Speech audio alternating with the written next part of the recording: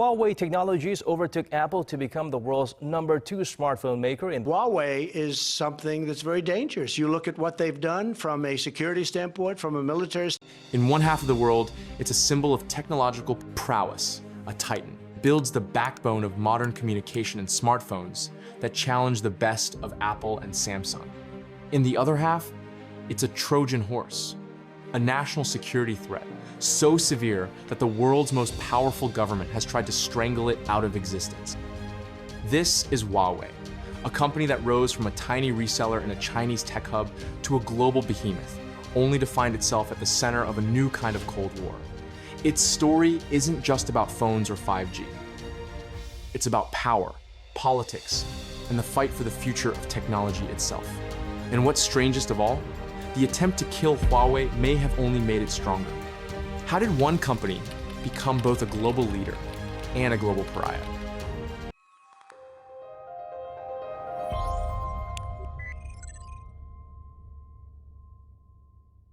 To understand Huawei's collision with the West, we first need to understand its rise. The story begins not in a pristine Silicon Valley garage, but in the gritty, burgeoning tech hub of Shenzhen in 1987. Its founder, Ren Zhengfei, was a former engineer from the People's Liberation Army. He started Huawei with just 21,000 yuan, about $5,000, reselling telephone exchange switches imported from Hong Kong. But reselling wasn't the goal. Huawei quickly moved into reverse engineering and developing its own equipment. Their strategy was brutally effective. While Western giants like Cisco and Ericsson focused on premium markets in Europe and North America, Huawei targeted the places they wouldn't go. They went to developing countries, offering networking equipment that was 20–30% cheaper than the competition. It wasn't always the best, but it was good enough, and it was affordable. They built the telecommunications infrastructure for vast parts of the world, quietly laying the foundation for their empire, network by network. By the 2010s, with their dominance in networking infrastructure secured, they made a massive push into the consumer market.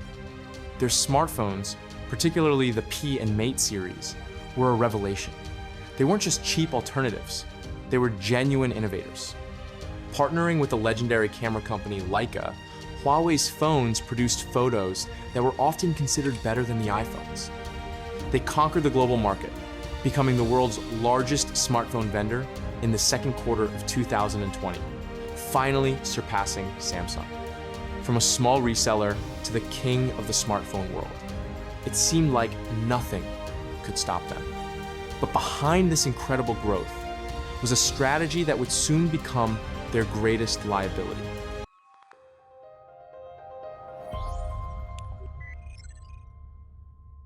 So, how did they do it? How did a company that started decades after its competitors leapfrog them so completely? The answer lies in two controversial pillars. For years, Huawei has invested over 15% of its annual revenue back into R&D, and in recent years, that number has climbed past 20%. That's a far higher percentage than almost any of its Western rivals. This fire hose of cash allowed them to file more patents than anyone else in crucial areas, especially 5G. While American companies focused on the software and chip design for 5G, Huawei was one of the few that built everything: the antennas, the base stations, the core network. They became a one-stop shop for any country wanting to build a 5G network. But it's the second pillar that drew the eyes of Western intelligence agencies: its deep and opaque ties to the Chinese state. Founder Ren Zhengfei's background in the People's Liberation Army was the first red flag for critics. For years, U.S. officials alleged that Huawei benefited from massive state subsidies, cheap loans, and an unlevel playing field that no private Western company could compete with. But the smoking gun for them was China's 2017 National Intelligence Law. It states that any Chinese organization or citizen must support, assist, and cooperate with the state intelligence work. To the US government, the implication was terrifying. Could Beijing compel Huawei to use its equipment, which now form the backbone of networks across the globe, to spy on foreign citizens or governments? Huawei has always vehemently denied these claims, stating it has never and would never hand over data to the Chinese government.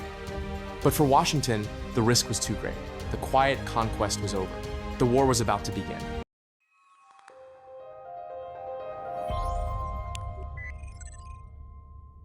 The first public shot was fired in December 2018 with the arrest of Huawei CFO Meng Wanzhou in Canada at the request of the United States. But the crippling blow came in May 2019. The Trump administration placed Huawei on the Entity List. This wasn't a simple tariff. It was an economic kill switch. The order effectively banned American companies from doing business with Huawei. Instantly, they lost access to the lifeblood of modern technology. Google was forced to revoke its Android license, meaning new Huawei phones could no longer ship with Google Maps, Gmail, or, most importantly, the Google Play Store. For any customer outside of China, this made their phones almost unusable. The ban extended. They were cut off from the US. Chip designers like Qualcomm, and critically, from the Taiwanese company TSMC, the only manufacturer advanced enough to produce their cutting-edge Kirin processors. Their world-leading chip design division, HiSilicon, was left with brilliant blueprints it had no way to manufacture. The US pressured its allies, and a domino effect began. The UK, Australia, and others banned Huawei's 5G equipment from their national networks, citing security concerns. Huawei's global smartphone market share collapsed. Their revenue stalled. They were isolated, cut off, and fighting for survival. For any other company, this would have been the end. But Huawei is not any other company.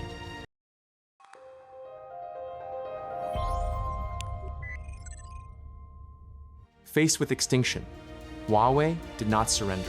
They pivoted. They sold off their budget smartphone brand, Honor, to raise cash and focus their efforts inward. They accelerated the development of their own operating system, Harmony OS, creating a viable third ecosystem to rival Apple's iOS and Google's Android. At least within China, they poured billions into China's domestic semiconductor industry, propping up companies like SMIC in a desperate attempt to build a supply chain free from American influence. The West assumed they were years, maybe a decade, behind. They were wrong. In August 2023, with no warning, Huawei launched the Mate 60 Pro. Teardowns revealed the impossible. It was powered by an advanced 7nm chip made in China by SMIC. It was a technological bombshell. While not quite as advanced as the latest chips from Apple or TSMC, it was a feat the US government thought was impossible under their sanctions. It was a stunning display of defiance and resilience. The US had tried to cripple Huawei's technological capabilities, but instead, it had forced them to become self-reliant. The sanctions had inadvertently created the very thing they were designed to prevent: a powerful, state-backed tech ecosystem, completely independent of the West. So, is Huawei's empire crumbling? No, it's changing. Outside of China, its smartphone business is a shadow of its former self. But inside China, it's stronger than ever. Its networking business remains massive, and it's now a leader in everything from cloud computing to automotive tech. The war on Huawei broke the global tech landscape. It showed that supply chains are fragile and that technology is now the primary battlefield for geopolitical power. The US government set out to neutralize a threat, but in doing so, they may have created a more focused, more determined, and ultimately a more dangerous long-term competitor. The story of Huawei is far from over. A new chapter has just begun.